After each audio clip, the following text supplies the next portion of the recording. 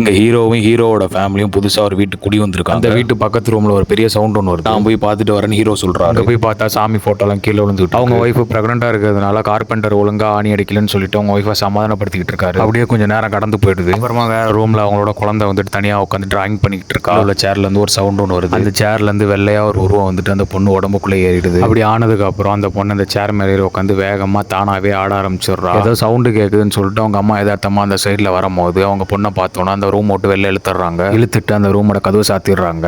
அதுக்கப்புறம் நைட் டைம்ல நம்ம ஹீரோ தூங்கிட்டு இருக்கும் போது ஏதோ சவுண்டு கேட்டு வேகமா எந்திரிச்சிடறாரு. ஏஞ்சிட்டு வேகமா வந்து வெளில வந்து என்னன்னு பார்த்தா அவங்க பொண்ணு கிணத்து மேல உட்காந்து கயிறை பிடிச்சி இழுத்துக்கிட்டு இருக்கா. பொண்ணை நோக்கி ஓடி வந்துட்டு இருக்கும் போது பின்னாடி ஒரு சவுண்டு கேட்குன்னு பார்த்தாங்க. நிறைய பேய்ங்க நின்றுகிட்டு இருக்கு. கண்ணை தொடச்சிட்டு பார்த்ததுக்கு அப்புறம் அங்குள்ள பேய்ங்க எல்லாம் மறைஞ்சு போயிடுது. எப்பவுமே பயந்து அவரு கிணத்து சைடுல ஒரு சவுண்டு கேட்டோன்னா ஒரு குழந்தை தான் கீழே விழுந்துச்சுன்னு சொல்லிட்டு எட்டி பார்த்துக்கிட்டு இருக்கும் போது பின்னாடியால யாரோ வந்து அவர் கீழே தள்ளி விட்டுறாங்க. அடுத்த நாள் காலையில ஹீரோட ஒய்ஃப் தண்ணி எடுக்க வரும்போது ஹீரோ வந்துட்டு கிணத்துக்குள்ள இருக்கிறத பார்த்துட்டு ரொம்பவே பயந்து ஊருக்காரங்களை எல்லாரும் கூப்பிடுறாரு. பார்ட் 2 வேணும்னா அந்த வீடியோ லைக் பண்ணிட்டு கமெண்ட்ல சொல்லுங்க.